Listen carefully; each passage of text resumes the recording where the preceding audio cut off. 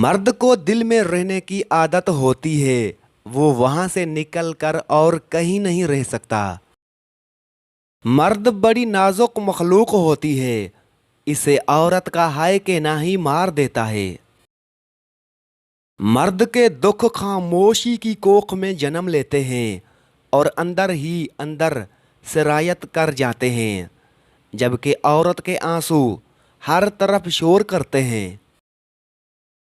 کبھی کبھی کسی سے اتنی شکایت ہوتی ہے کہ کسی سے شکایت کرنے کو دل ہی نہیں کرتا۔ اگر آپ اپنے ماضی کی تلخ یادوں کو مرنے نہیں دیں گے تو یہ آپ کو موجودہ حال کی خوشیوں میں کبھی بھی جینے نہیں دے گا۔ دو چہرے انسان کبھی نہیں بھولتا، ان دو چہروں کو ہمیشہ یاد رکھتا ہے، اور وہ یاد رکھے یا نہ رکھے، دل اور دماغ ان دو چہروں کو پڑھ لیتے ہیں۔ ایک وہ جو مشکل میں ساتھ دے اور دوسرا وہ جو مشکل میں آپ کا ساتھ چھوڑ دے۔ منافقت کے رشتوں سے سرعام نفرت بہتر ہے۔ جو شخص ارادہ کر سکتا ہے کچھ بھی کر سکتا ہے، اس لیے ہمیشہ کام کرنے سے پہلے ارادہ ضرور کر لیں، پھر آپ کو کامیابی ضرور ملتی ہے۔ رشتے کی کتاب پر پہلے صفحے پر اگر ایمانداری نہ لکھا گیا تو اس کے آخری صفحے پر جدائی لکھا جاتا ہے۔ جس بیوی کا قد اپنے شوہر سے چھوٹا ہوتا ہے وہ عورت اکثر مرد کو بہت زیادہ پیاری ہوتی ہے۔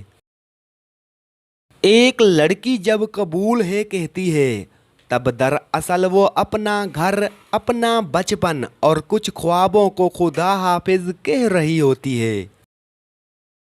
جب آپ کو ہر شخص سے شکایت ہونے لگے تو یہ دیکھ لیجئے کہ خرابی کہیں آپ کے اندر تو نہیں۔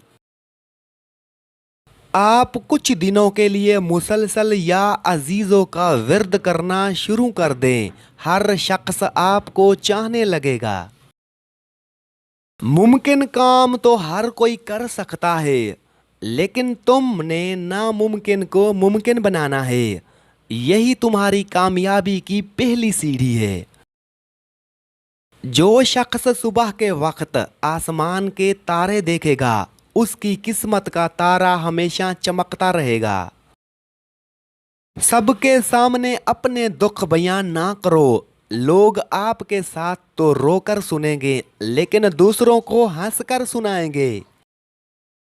میں نے ایک مرد سے ٹھکرائی ہوئی عورت کو ہر مرد سے خوف کھاتے ہوئے دیکھا ہے۔ تم دوسروں کی عورتیں پاک رہنے دو، رب تمہاری عورتوں کی حفاظت کرے گا۔ دل کے رشتے بہت عجیب ہوتے ہیں، وہی سب سے زیادہ روتے ہیں جو رشتے نبھاتے ہیں۔ جب نکاح خواں آئے اور میں اپنی بیوی کو طلاق دینے لگا تو میں خوش تھا کہ اب سب مسائل ختم ہو جائیں گے۔ جب اس نے مجھ سے پوچھا کیا آپ اپنے فیصلے پر پکے ہیں تو میں نے فوراً جواب دیا ہاں بالکل پکا ہوں۔ میری بیوی خاموش بیٹھی سب کچھ برداشت کر رہی تھی، مجھے وہ بہت کمزور لگ رہی تھی۔ اس کے گھر والے اس کے ساتھ تھے لیکن وہ اتنی کمزور تھی کہ ان کی موجودگی کا احساس نہیں کر سکتی تھی۔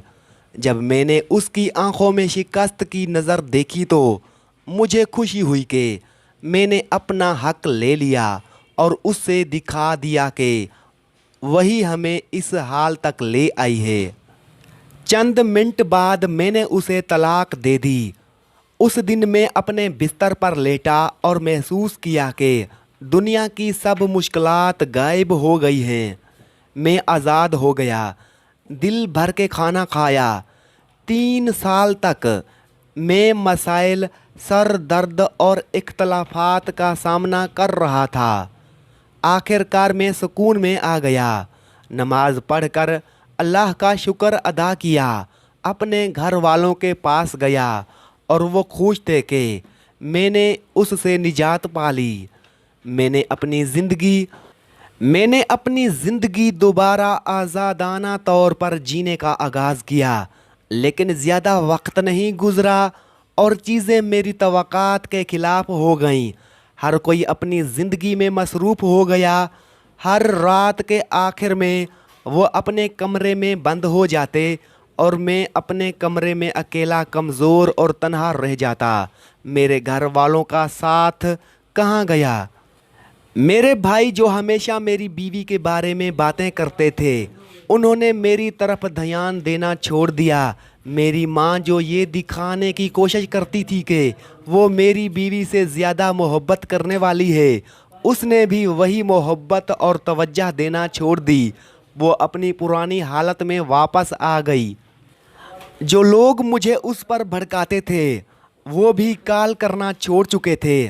جب میں عید کی رات بیمار ہوا اور بخار چڑھ گیا، میں نے اپنے بھائی کو فون کیا۔ اس نے میری آواز سے نہیں پہچانا کہ میں بیمار ہوں، حالانکہ میری آواز بخار کی وجہ سے صاف نہیں تھی۔ مجھے ایک دفعہ یاد آیا کہ میری بیوی نے مجھے ایک دن باہر جاتے ہوئے فون کیا اور پوچھا، آپ خیریت سے ہیں؟ وہ بے وجہ پریشان تھی۔ اس وقت مجھے کمزوری محسوس ہو رہی تھی اور میں نے ہسپتال میں ڈرپ لگوائی تھی بغیر اس سے بتائے۔ کہاں ہے وہ سکون جس کا انہوں نے وعدہ کیا تھا؟ کیوں کوئی میری زندگی کی خبریں جاننے کا خواہش مند نہیں رہا جیسے وہ میری بیوی کے ہوتے ہوئے تھے؟ اگر وہ سب شروع سے ہی اتنے دور رہتے تو ہمارے درمیان اتنے مسائل نہ ہوتے۔ جب میں نے کہا کہ میں اپنی بیوی کے پاس واپس جانا چاہتا ہوں تو سب نے مجھے روکنے کی کوشش کی۔ انہوں نے پرانے مسائل اٹھائے، اس کی غلطیاں گنوائی، اس کے بارے میں ایسی باتیں کی جو حقیقت میں نہیں تھی، اور میں نے ان سب پر یقین کیا۔ انہوں نے بہت نجی معاملات میں مداخلت کی جو انہیں بالکل نہیں کرنے چاہیے تھے۔ انہوں نے میری زندگی کی تفصیلات میں اتنی مداخلت کی کہ ان کا انداز ہونا یا حتیٰ کہ دروازے پر ہونا بھی مناسب نہیں تھا۔ مجھے یہ سب دیر سے سمجھ آیا جب میں نے اپنی زندگی میں ایک وقفہ لیا۔ جب میری بیوی دور ہو گئی تو مجھے پتہ چلا کہ وہ اپنی پوری کوشش کر رہی تھی کہ ہمارا گھر نہ گرے، اور میں اس کا ہاتھ چھوڑ رہا تھا۔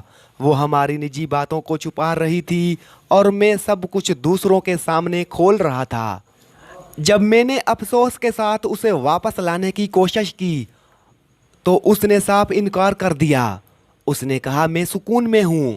یہ جملہ مجھے کہنا چاہیے تھا۔ میں نے بہت کوشش کی، لیکن ہر بار وہ ضد کرتی جیسے وہ کسی محفوظ جگہ پر ہو اور وہاں سے نکلنے سے ڈرتی ہو کہ کہیں واپس نہ جا سکے۔